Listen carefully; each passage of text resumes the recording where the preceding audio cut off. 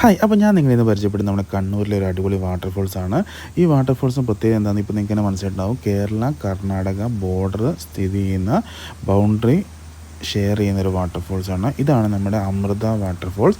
ഈ വാട്ടർഫോൾസ് എവിടെയാണെന്ന് ചോദിച്ചാൽ നമ്മുടെ കണ്ണൂരും ആലക്കോടുള്ള ഹോളിസ്റ്റിക് എക്കോ റിസോർട്ടിൻ്റെ ഉള്ളിൽ വരുന്ന ഒരു പ്രൈവറ്റ് വാട്ടർഫോൾസാണിത്. ഇങ്ങോട്ട് വരണമെന്നുണ്ടെങ്കിൽ ഈ പ്രോപ്പർട്ടിക്കുള്ളിൽ കൂടി ട്രക്ക് ചെയ്ത് വേണം നമുക്ക് ഇങ്ങോട്ട് വരാൻ വേണ്ടി. ഏകദേശം ഒരു 1.5 കിലോമീറ്റർ നമ്മൾ നടന്നു കഴിഞ്ഞാൽ നമ്മൾ ഈ പ്രോപ്പർട്ടിക്കുള്ളിൽ കൂടി നടന്നു കഴിഞ്ഞാൽ നമുക്ക് ഈ വാട്ടർഫോൾസ് എത്താൻ പറ്റും.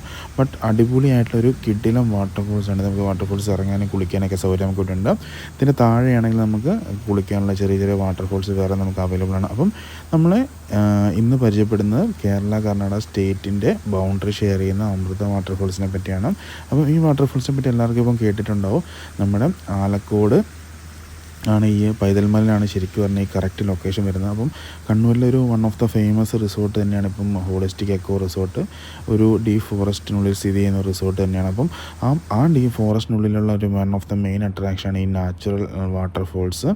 അപ്പം അവിടെ വരുന്നവർക്ക് എന്തായാലും ട്രക്ക് ചെയ്തിട്ട് ഈ വാട്ടർഫോൾസിലേക്ക് പോകാനുള്ള സൗകര്യം അവർ അറേഞ്ച് ചെയ്യുന്നുണ്ട്. അപ്പം അങ്ങനെ വരാൻ പറ്റുന്ന ഒരു റിസോർട്ടാണ്, ഒരു വാട്ടർഫോൾസാണിത്.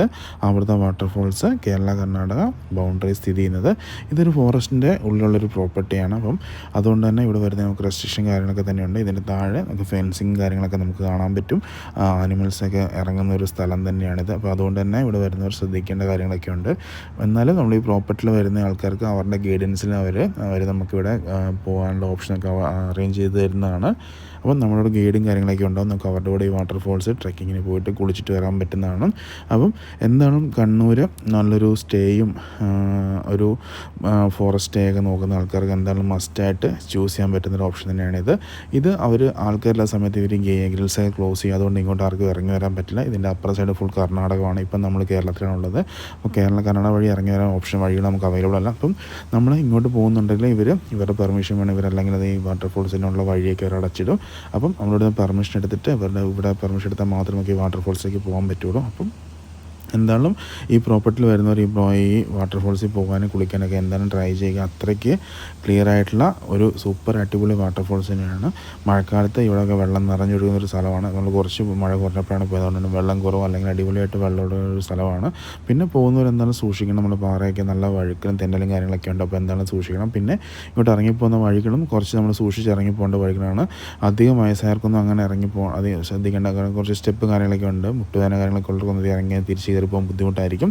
അല്ലാത്തവർക്ക് എന്തായാലും വന്ന് എക്സ്പ്ലോർ ചെയ്യാൻ പറ്റുന്ന one of the best waterfalls തന്നെയാണ് നമ്മുടെ അമൃത വാട്ടർഫോൾസ്. ഈ വാട്ടർഫോൾസിൻ്റെ താഴെ നമുക്ക് ഇപ്പോൾ ഈ ഒരു വഴിയുണ്ട്. അവിടെ നമ്മൾ റൈറ്റ് ലെഫ്റ്റ് പോയി കഴിഞ്ഞാൽ നമുക്ക് വേറെ ചെറിയ ചെറിയ പോൺസ് നമുക്ക് അവൈലബിൾ ആണ്. കുളിക്കാനൊക്കെയുള്ള പോൺസ് നമുക്ക് അവൈലബിൾ ആണ്.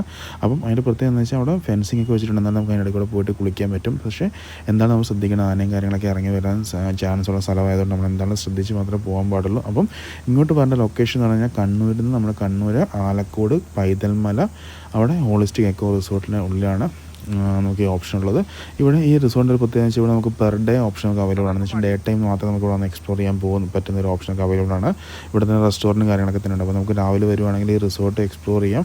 അതുപോലെ തന്നെ വാട്ടർഫോൾസ് ട്രെക്കിംഗ് ആയിട്ട് നമുക്ക് അടിച്ചു പൊളിക്കാൻ പറ്റുന്ന, ഫാമിലിയായിട്ട് ഫ്രണ്ട്സിലൊക്കെ ആയിട്ട് അടിച്ചു പൊളിക്കാൻ പറ്റുന്ന വൺ ഓഫ് ദ ഒരു ബെസ്റ്റ് ഓപ്ഷൻ തന്നെയാണ്. അപ്പം എന്തായാലും കണ്ണൂരുള്ളവരും കണ്ണൂർ വരാൻ ആഗ്രഹിക്കുന്ന ആൾക്കാർക്കൊക്കെ മസ്റ്റായിട്ട് സെലക്ട് ചെയ്യാൻ പറ്റുന്ന ഒരു റിസോർട്ട് തന്നെയാണ് ഈ ഹോളിസ്റ്റിക് എക്കോ റിസോർട്ട്. അതുപോലെ തന്നെ അവിടുത്തെ അമൃത വാട്ടർഫോൾസ് എന്തായാലും മസ്റ്റായിട്ട് വിസിറ്റ് ചെയ്യുക, എക്സ്പ്ലോർ ചെയ്യുക.